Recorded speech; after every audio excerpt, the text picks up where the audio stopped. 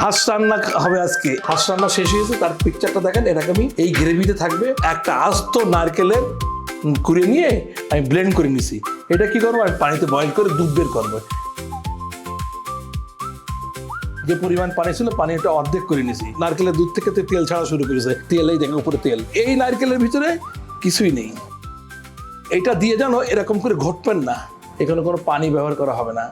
সাথে থাকবে আমার নারকেল কাটা, ছোট ছোট যে দেশি রসুন আছে ওই রসুন, এটাগুলো এই রসুনটা কিন্তু গোটা থাকবে, পেঁয়াজ কাটা থাকবে, রসুন কাটা থাকবে, শুকনো মরিচ থাকবে, আদা ওটা জুলিয়ান করে কাটা থাকবে, 10টা সবুজ ইলাচি, একটা বড় শাহি ইলাচি, 15টা লবঙ্গ, গোলমরিচ থাকবে 15টা, স্টার আনিস থাকবে একটা, জয়ফল থাকবে খুব পিঞ্চ জয়ফল, আর পিঞ্চ জয়ত্রী।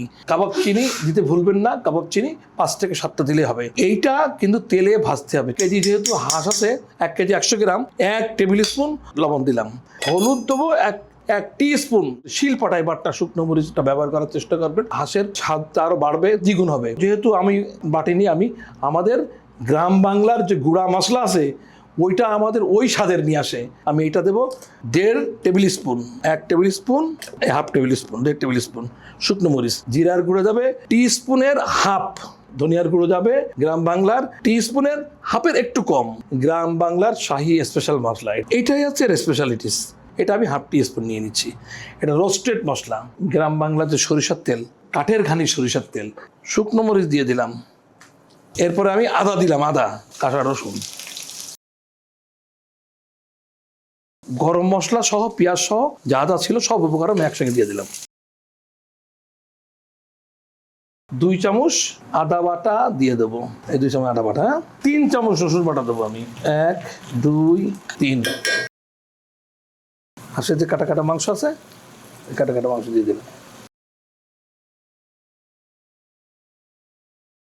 25% কষানো হয়ে গেছে। এখন এই আমার সে বানানো মশলাটা দিয়ে দিলাম। এই নারকেল কাটা, একটা আস্ত নারকেল কাটা দিয়ে দেবো। আস্ত রসুন আছে না, এই রসুনটা দিয়ে দেবো। এটা আমি ঢেকে দেবো।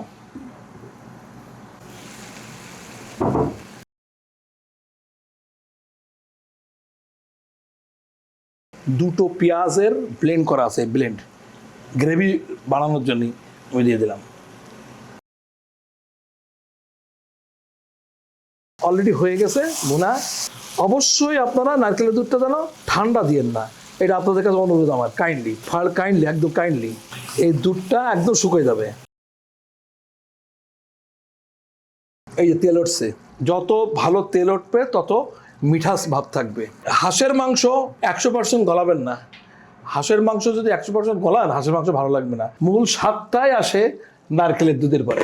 নারকেলের দুধের এই পরিমাণ কুক করতে হবে জানেন নারকেলের দুধের থেকে তেল বেরোয় যায়। নবাবী শাহি মশলা এর উপরে একটু ছড়াই দেবো।